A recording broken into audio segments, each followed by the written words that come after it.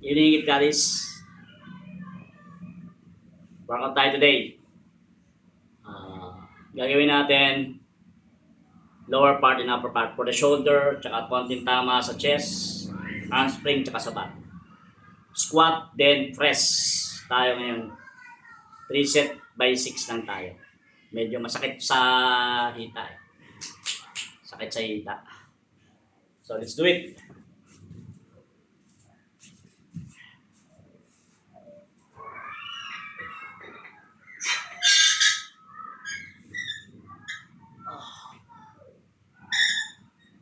Oh.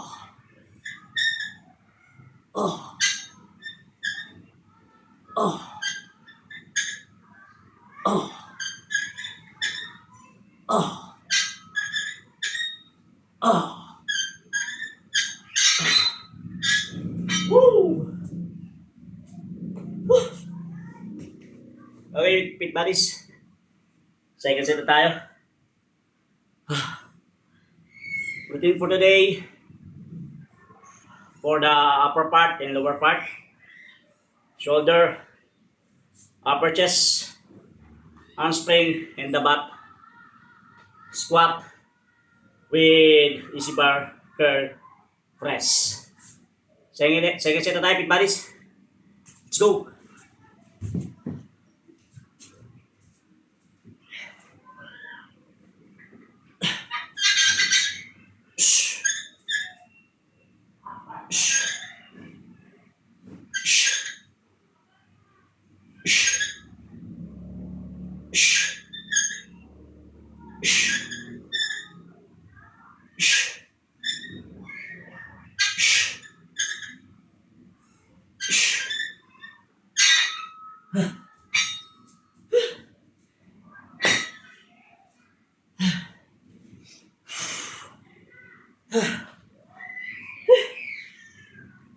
So, sunod tayo, pit buddies.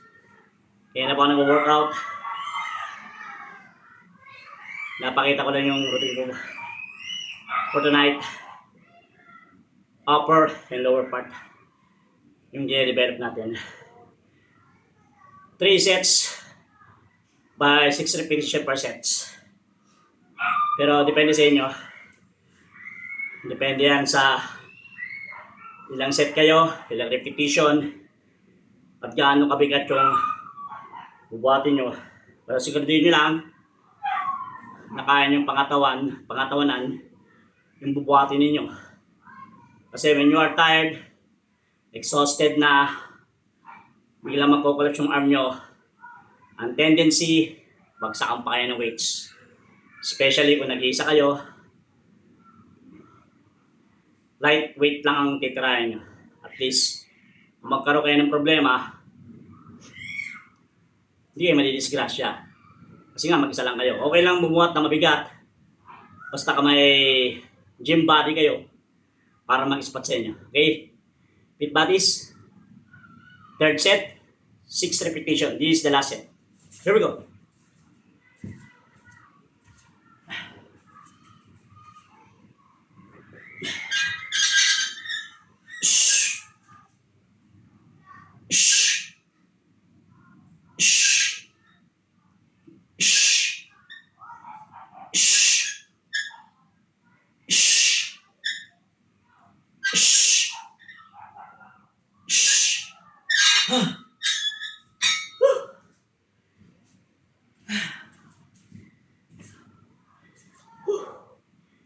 That's for now.